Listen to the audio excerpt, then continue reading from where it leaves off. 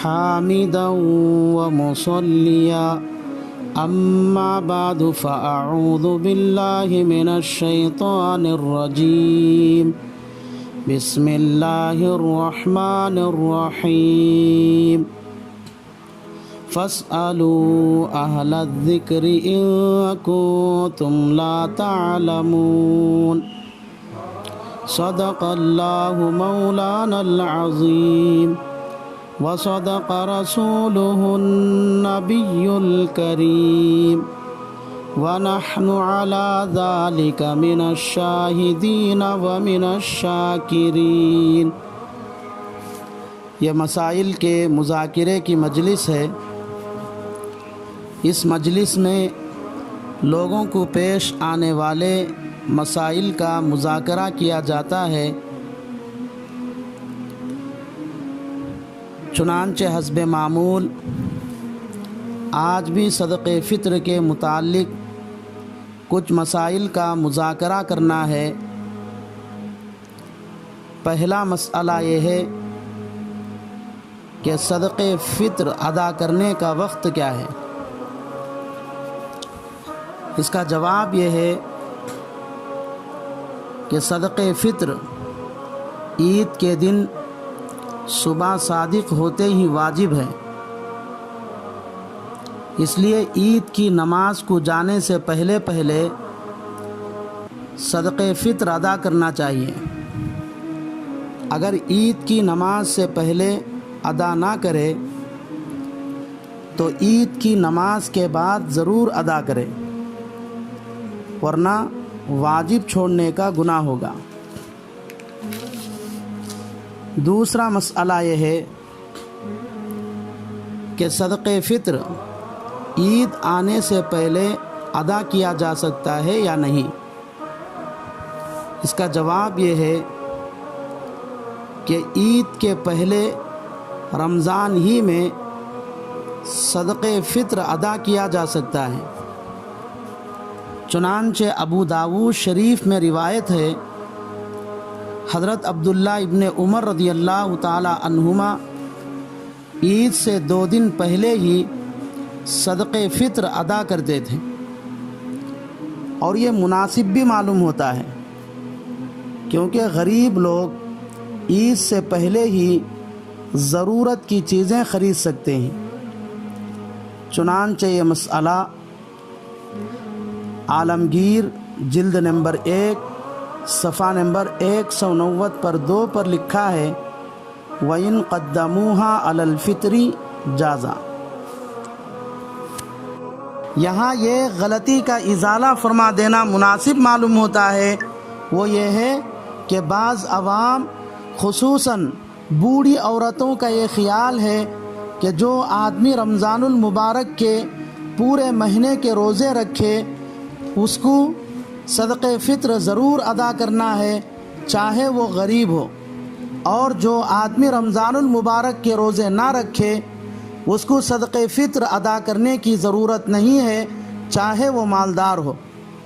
اس کا جواب یہ ہے کہ مفتی اعظم محمد کفایت اللہ صاحب رحمۃ اللہ علیہ نے اپنی کتاب تعلیم الاسلام جلد نمبر 4 صفحہ نمبر 90 پر 4 پر لکھا ہے کہ صدقہ فطر کا تعلق مال سے ہے، اس لیے جس آدمی کے پاس نصاب کے بقدر مال ہو اس پر صدقہ فطر واجب ہے، چاہے وہ روزے نہ رکھا ہو،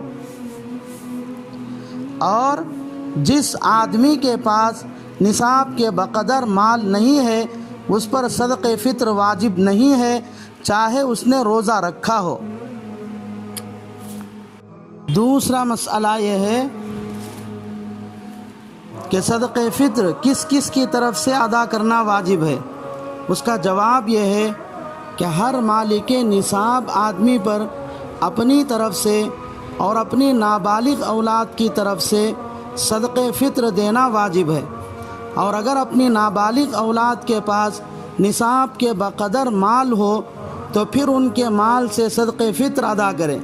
چنانچہ مسئلہ عالمگیر جلد نمبر 1 صفحہ نمبر 190 پر 2 پر لکھا ہے وَتَجِبُ عَلَى نَفْسِهِ وَطِفْلِهِ الْفَقِيرِ، اور تعلیم الاسلام جلد نمبر 4 صفحہ نمبر 90 پر 4 پر بھی یہ مسئلہ موجود ہے۔ تیسرا مسئلہ یہ ہے کہ کم سمجھ اور پاگل بچوں کی طرف سے صدقہ فطر کون نکالے؟ اس کا جواب یہ ہے کہ کوئی بچہ عقل کے اعتبار سے کمزور یا پاگل ہو تو اس کی طرف سے بھی اس کا باپ صدقہ فطر ادا کرے گا، اگرچہ وہ بڑی عمر کا ہو۔ چنانچہ یہ مسئلہ عالمگیر جلد نمبر 1 صفحہ نمبر 190 پر 2 پر لکھا ہے والمعتوہ والمجنون بمنزلۃ الصغیر۔ چوتھا مسئلہ یہ ہے کہ بالغ اولاد کی طرف سے صدقہ فطر کون ادا کرے؟ اس کا جواب یہ ہے کہ عاقل بالغ اولاد کی طرف سے صدقہ فطر ادا کرنا باپ پر واجب نہیں ہے، لیکن اگر وہ بالغ اولاد باپ کی پرورش میں ہو اور باپ ان کی طرف سے صدقہ فطر ادا کر دے تو ادا ہو جائے گا، جائز ہے۔ چنانچہ یہ مسئلہ در مختار جلد نمبر 3 صفحہ نمبر 280 پر 5 پر لکھا ہے لا ان زوجته وولده الكبير العاقل ولو ادى عنهما بلا اذن اجزاء استحسانا للاذن عامة اے ولو فی عیاله والا فلا۔ پانچواں مسئلہ یہ ہے کہ کیا بیوی کی طرف سے صدقہ فطر ادا کرنا شوہر پر واجب ہے؟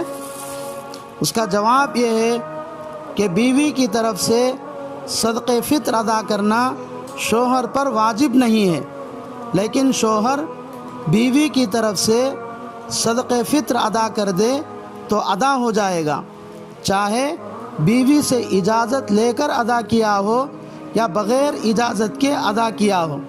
چنانچہ یہ مسئلہ در مختار جلد نمبر 3 صفحہ نمبر 280 پر 5 پر لکھا ہے لا ان زوجته وولده الكبير العاقل ولو ادى عنهما بلا اذن اجزاء استحسانا للاذن عادة۔